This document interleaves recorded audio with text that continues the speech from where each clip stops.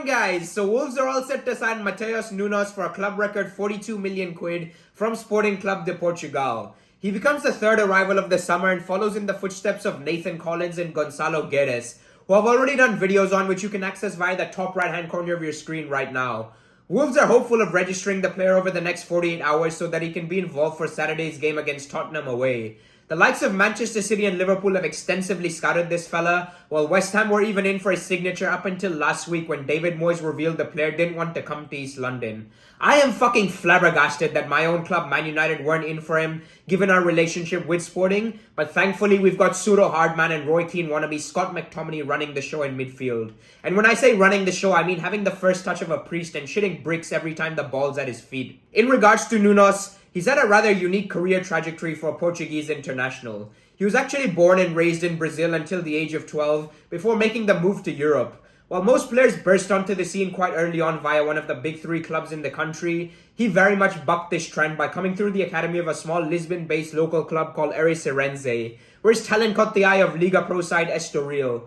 Although the majority of his time was spent playing for their reserves, he impressed sufficiently enough during a Portuguese League Cup game versus Sporting for them to snap him up on a 5.5-year deal for a mere 500,000 euros, which included a hefty buyout clause which now appears to have been triggered.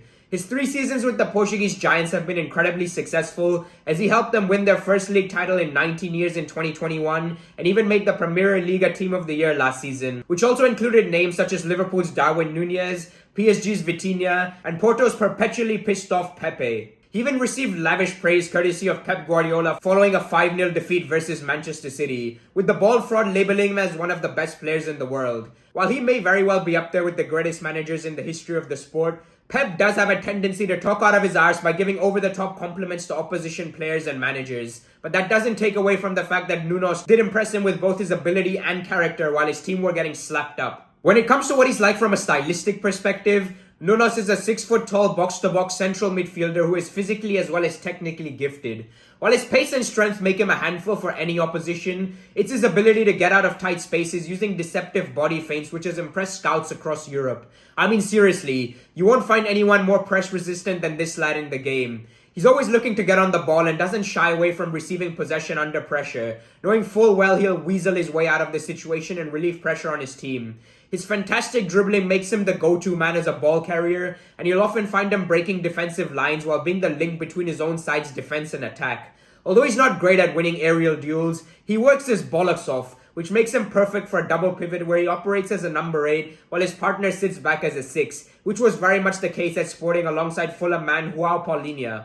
The guy's passing range is highly impressive too, as he's equally adept at playing it short or long.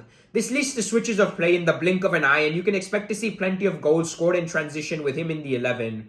He does have a habit of holding onto the ball for too long, but that's something I expect will be coached out of him with experience. Overall, this is yet another brilliant signing for Wolves. The kid shouldn't have any problem settling in given the dressing room's deep-rooted Portuguese influence, and I wouldn't be surprised if he goes on to become one of the signings of the summer. That's across the entire league, by the way. This is a dagger blow for Sporting, and it'll be a real struggle for one of the best young coaches in the game and Ruben Amorim to get them challenging for the league following a flurry of key departures. While many have predicted Wolves to finish lower than they did last season, myself included, they could very well surprise a few once these guys settle in and make their mark in the West Midlands. Fuck me, it was a bloody nightmare recording this video. As you can probably tell, my throat is well and truly done for. I'm down with COVID at the minute. But regardless, I hope I was able to get my points across and that you enjoyed watching this. If that is the case, please do consider giving it a like and subscribe for more football as well as Wolves related content. Take care and have a great rest of the week ahead. Peace.